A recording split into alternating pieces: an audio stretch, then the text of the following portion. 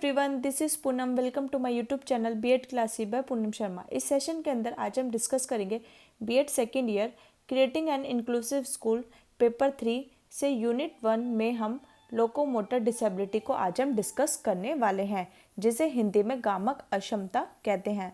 इसमें हम सबसे पहले इसके मीनिंग को डिस्कस करेंगे, लोकोमोटर का अर्थ क्या है, फिर इसकी डेफिनेशन को डिस्कस करेंगे, इसकी परिभाषाएं कौन सी हैं, और फिर हम कॉजेस एंड में हम आइडेंटिफिकेशन को डिस्कस करने वाले हैं।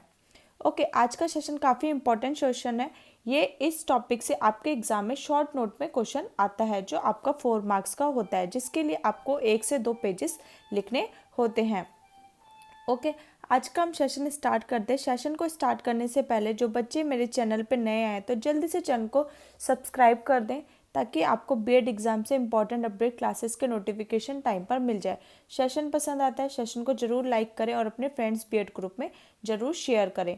इससे पहले मैं आपको paper 1 knowledge and curriculum, paper 2 assessment for learning अच्छे से कवर करा चुके हैं, जिसमें हम पूरी बुक को कंप्लीट कर चुके हैं, जिसमें हमने सबसे पहले इंपॉर्टेंट क्वेश्चंस किए थे, उसके बाद उसके टॉपिक को डिस्कस किया था, और उसके बाद हमने उसके आंसर्स डिस्कस किए थे कि आपको बीएड में आंसर कैसे लिखने हैं। ये आंसर्स उन्हीं बच्चों को अवेलेबल होंगे जिन्होंने चैनल को सब्सक्राइब कर रखा, तो चैनल जरूर सब्सक्राइब कर लेना और टेलीग्राम चैनल जरूर ज्वाइन कर लेना, पूनम शर्मा ऑफिशियल। उसका लिंक मैं आपको डिस्क्रिप्शन बॉक्स में प्रोवाइड करा दूँगी। ओके, आज का हम सेशन स्टार्ट करते हैं।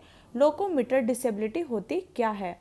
लोकोमीटर हमारे शरीर की गति से संबंधित होता है, यानी जैसे जैसे हमारा शरीर गति करता है उससे संबंधित होता है, जैसे हमारे शरीर की अस्थियां मांसपेशियां हो गई।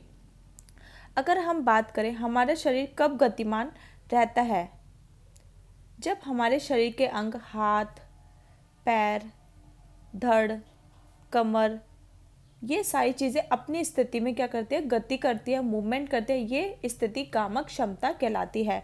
जब गामक अक्षमता कब कहेंगे? गामक अक्षमता उसे कहते हैं जब किसी भी प्रकार की चलने, फिरने, उठने, बैठने में व्यक्ति को कठिनाई, असमर्थता आती है, उस स्थिति को हम गामक अक्षमता कहते हैं।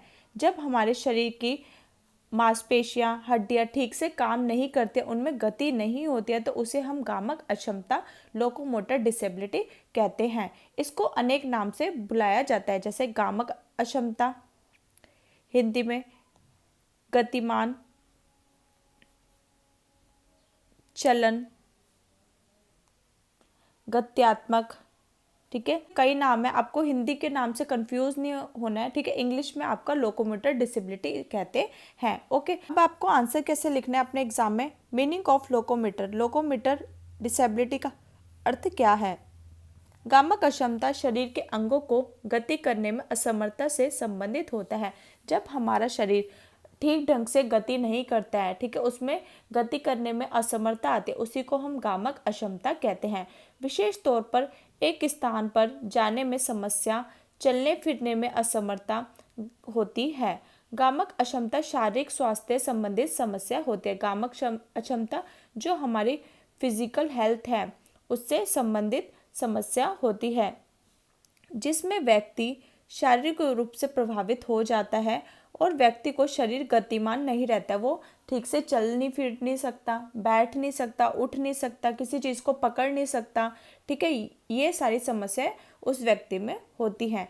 इस अक्षमता को मांसपेशियों से जुड़ी अक्षमता के रूप में जाना जाता है, जो शरीर के विभिन्न अंगों को गति करने या हिलने डुलने में समस्या पैदा करती है। जैसे चलने में परेशानी होती है, उठना, उतरना, सीढ़ियाँ उतरना, कूदना, स्थान परिवर्तन, एक स्थान से दूसरे स्थान में जाने में परेशानी होती है, कठिनाई होती है, दौड़ना, उठना, सामान उठाना, हाथ में कोई वस्तु को उठाना, पकड़ना, छोड़ना आदि में असमर्थता को मोबिलिटी, लोकोमोटर डिसेबिलिटी कहा जाता है। ओके, आई होप आपको अच्छे से क्लियर हो गया होगा। लोकोमोटर डिसेबिलिटी क्या होती है? जब शारीरिक रूप से प्रभावित होता है हमारा शरीर और हमारा शरीर गति नहीं कर पाता है, उठना, बैठना, चलना, दौड़ना, कूदना, एक स्थान से दूसरे स्थान में जाना आदि में असमर्थता आती है, उसी को हम लोकोमोटर डिसेबिलिटी कहते हैं। इसकी परिभाषाएं देख लेते हैं। चलने फिरने में से संबंधित विशिष्ट गतिविधियों को निष्पादित करने में असमर्थता आती है और हड्डियों, जोड़ों की मांसपेशियों या तंत्रिकाओं के दर्द को परिणाम स्वरूप शारीरिक गति असमर्थता, गामक अक्षमता कहलाती है। जब हमारी मांसपेशियां, तंत्रिका ठीक से काम नहीं कर पाती हैं या उनमें दर्द होता है जिससे व्यक्ति किसी भी कार्य को सफलतापूर्वक नहीं कर पाता है और उसमें शारीरिक गति असमर्थता होती है, तो उसी को हम गामक अक्षमता कहते हैं। ओके, हड्डियां रोगों के ग्रस्त, ठीक है। अब इनको दो वर्गों में बांटा गया है।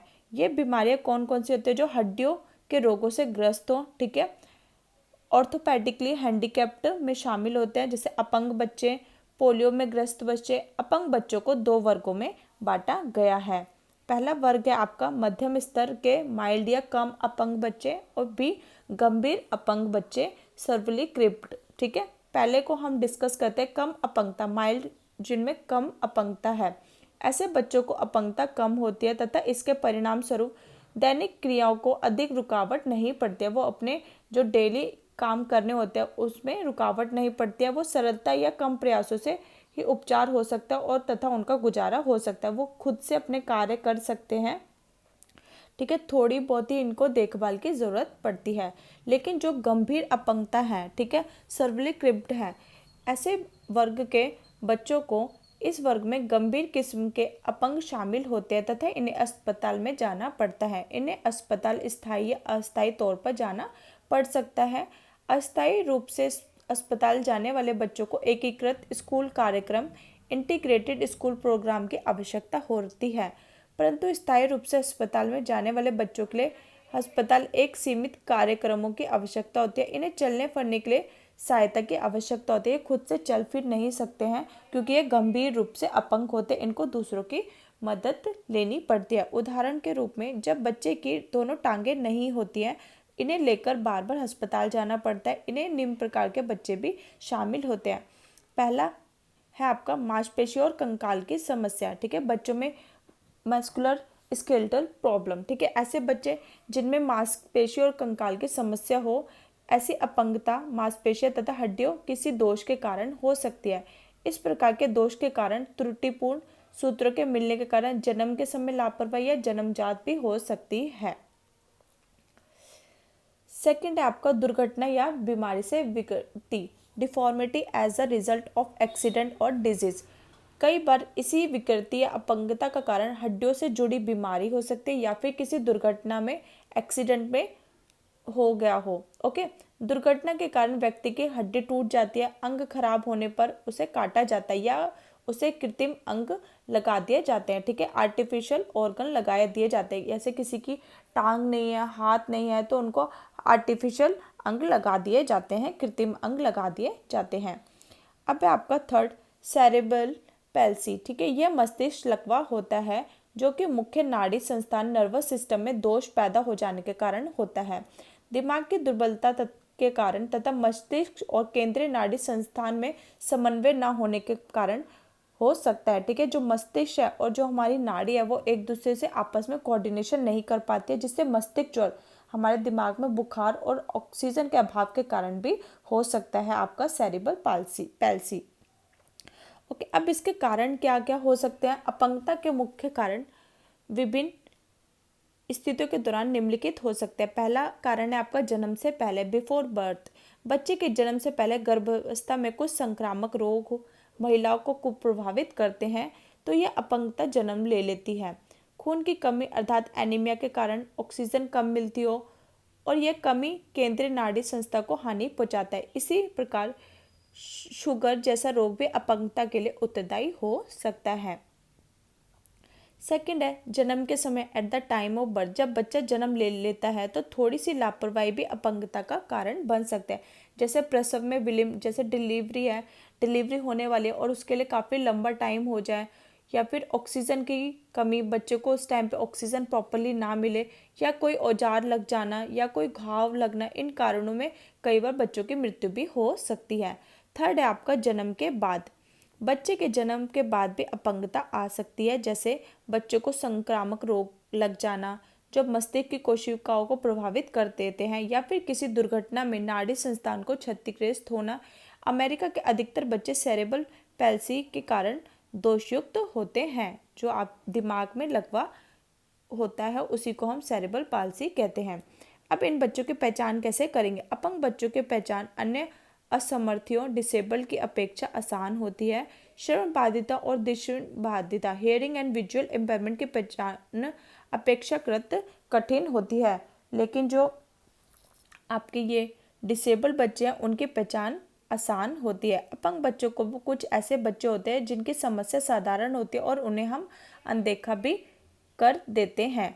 अपंग बच्चों की पहचान के लिए हम निम्नलिखित चेकलिस्ट का प्रयोग करते हैं। फर्स्ट, ऐसे बच्चों को गति नियंत्रण, मोशन कंट्रोल और समन्वय बहुत ही निम्न स्तर होता है। ठीक है, वो अपनी गति को कंट्रोल नहीं कर पाते और समन्वय भी नहीं कर पाते हैं, और जो उनका लेवल होता है बहुत ही लो होता है। ये बच्चे बार बार गिरते हैं। ये बच्चे शारीरिक अभ्यास फिजिकल एक्सरसाइज के दौरान दर्द के चिन्ह प्रदर्शित करते हैं। जब ये एक्सरसाइज करते हैं तो इनको दर्द महसूस होता है। यह अजीब ढंग से ही एक ही अंग से चलते हैं। जिनको शारीरिक परेशानी होती है वो बच्चे बार बार गिरते हैं, और जब वो एक्सरसाइज करते हैं उनको उस समय दर्द महसूस होता है, और ये अजीब ढंग से एक अंग से चलते हैं। आई होप आपको लोकोमोटर डिसेबिलिटी अच्छे से क्लियर हो गया होगा। ये आपके एग्जाम में शॉर्ट नोट में आता है, जिसके लिए आपको 1 से 2 पेजेस ही लिखने हैं। ओके, हमारे चैनल पे आपको बीएड सेकेंड ईयर की सीक्वेंस वाइज क्लासेस प्रोवाइड कराई जा रही हैं, जिसमें कि मैंने प्लेलिस्ट पे बना रखे हैं। वहाँ पे आपको सारी क्लासेस मिल जाएंगे। इसका लिंक मैं आपको डिस्क्रिप्शन बॉक्स में और टेलीग्राम चैनल पे प्रोवाइड करा दूँगी। ओके, आज का हम सेशन यही ख़त्म करते हैं। Thanks for watching. सेशन पसंद आता है सेशन को ज़रूर लाइक किया करो, अपने फ्रेंड्स बीएड ग्रुप में ज़रूर शेयर करें, और कमेंट करके ज़रूर बताया करो कि आपको क्लासेस कैसी लगी। आई होप सब लोग मुझे फीडबैक ज़रूर देंगे। आप लोग फीडबैक देते हो तो मुझे भी एक मोटिवेशन मिलता है कि मैं आपके लिए और आपको क्लासेस प्रोवाइड कराऊँ। ओके, आज का हम सेशन यहीं ख़त्म करते हैं। Thanks for watching.